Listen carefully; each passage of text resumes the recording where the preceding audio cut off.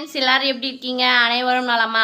அடுத்தது நம்ம சிறைகள் சீரியலில் என்ன இன்ட்ரெஸ்ட்டுக்காக போயிட்டுருக்கு அப்படின்னு பார்த்தீங்கன்னா, நம்ம தர்மதுரையும் அவங்க அப்பா அப்புறம் பார்வதி 3 பேரும் சேர்ந்து கோயிலுக்கு போகிறாங்க.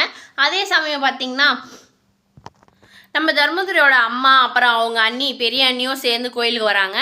இந்த நேரத்தில் இங்கே என்னடா ஒரு ட்விஸ்ட்டு அப்படின்னு பார்த்தீங்கன்னா, அவங்க அண்ணா வேறொரு பொண்ணோட கோயிலுக்கு வராங்க.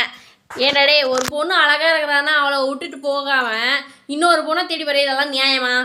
இதெல்லாம் தட்டி கேட்க முடியாதா அப்படின்னு சொல்லிட்டு நீங்கள் மனசுக்குள்ளே சொல்கிறது எல்லாமே எனக்கு கேட்குது. ஸோ இதில் என்னன்னா, கட்டின பொண்டாட்டியே இருக்கிறப்ப வேற ஒரு பொண்ணோட டச்சில் இருக்காங்க.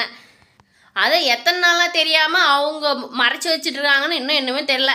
அவங்க மாமியார் என்னன்றாங்கன்னா, என் பொண்ணை எப்படியாவது கல்யாணம் பண்ணிக்கோங்க, அவங்க பொண்டாட்டியை கழட்டி விட்டு என் பொண்ணு கழுத்தில் தாலி கட்டுங்க அப்படின்னு சொல்லிட்டு கோயிலேருந்து பஞ்சாயத்து பண்ணுறாங்க.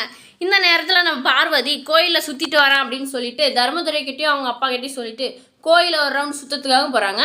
அந்த டைமில் மாமா என்ன மாமா பண்ணுறீங்க இந்த நேரத்தில் இங்கே அப்படின்னு சொல்லிட்டு அவங்க வசமாக மாட்டிக்கிட்டாங்க. தர்மதுரையோட அம்மாவும் அண்ணியும் கோயிலுக்கு சாமி கும்பிட்றதுக்காக வராங்க. அவங்களுக்கு குழந்த பாக்கியம் இந்த டைமாவது எப்படியாவது கிடைக்கணும்னு சொல்லிட்டு அவங்க மரத்தில் ஊஞ்சல் கட்டுற நேரத்தில் பார்வதி இவங்க அண்ணாவும் இவங்க 2 பேரும் இங்கே என்ன பண்ணுறாங்க அப்படின்னு சொல்லிட்டு அதை அவங்க அண்ணி பார்த்துட்றாங்க. இந்த பொண்ணு இங்கே என்ன பண்ணுறா, இவர் வேலைக்கு போகாமல் இங்கே என்ன பண்ணுறாங்கன்னு பல கேள்விகளோட பல குழப்பத்தோடு அவங்கக்கிட்ட நெருங்கி வராங்க. பார்வதி அண்ணா இது மாமா இவங்க இந்த பொண்ணு யார், இவங்க என்ன பண்ணுறாங்க, இவங்ககிட்ட என்ன பேசிகிட்டு இருக்கீங்க அப்படின்னு சொல்லிட்டு கேட்குறாங்க. உடனே தர்மதுரை அவங்க அண்ணா பேந்த ஏதோ பழைய நாள் திருடன் ஒரு நாள் மாட்டுவான்னு சொல்லியிருக்காங்கல்ல, அந்த மாதிரி ஒரு நாள் மாட்டிட்டான். இன்றைக்கி பார்வதி கையில் மாட்டான். என்ன சொல்லி சமாளிப்பானோ தெரியலையே அப்படின்னு சொல்லிட்டு என்ன சொல்லி சமாளிக்கிறது நம்ம இப்போது அப்படின்னு சொல்லிட்டு யோசிச்சுட்டு இருக்கான். பார்வதி இருந்துன்னு வேலைக்கு தானே மாமா போனீங்க, இங்கே என்ன பண்ணுறீங்க, யார் இவங்க அப்படின்னு சொல்லிட்டு அவங்களும் ஒரு பக்கம் கேள்வியாக கேட்டுட்ருக்காங்க. இது என் விஷயம், நானே பார்த்துக்கிறேன், நீ இதில் வராத அப்படின்னு சொல்லிட்டு பார்வதியை உதறி தள்ளிட்டு அவனும் கிளம்பிட்டான்.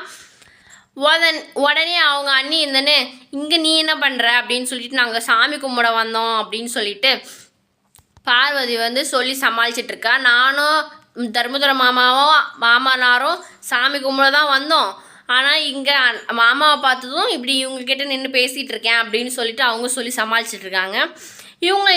இவங்க பார்த்ததே ஒரு மாதிரியாக இருக்கே, என்ன தான் நடக்குதுன்னு ஒன்றுமே புரியலேன்னு ஒரு குழப்பத்தோட அவங்க அண்ணி நின்று பார்த்துட்ருக்காங்க. இந்த நேரத்தில் அவங்க அத்தையும் வராங்க.